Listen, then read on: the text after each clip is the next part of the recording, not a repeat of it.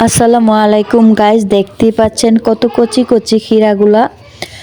খুবই সুন্দর, খুবই টেস্টি ছিল ক্ষীরাগুলা। দেখতেছেন সালাদ বানানোর জন্য এগুলা কেটে নিচ্ছি।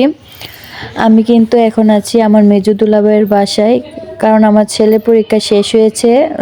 দুলাভাই বলতেছে এসে বেড়ানোর জন্য, আসা হয় না তার জন্য।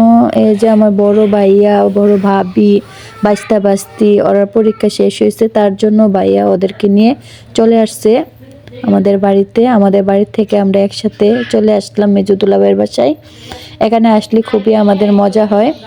এই দেখতেই পাচ্ছেন আমার বড় ভাইয়া, মেজো দুলাভাই সবাই একসাথে বসে গেল ভাত খাওয়ার জন্যে।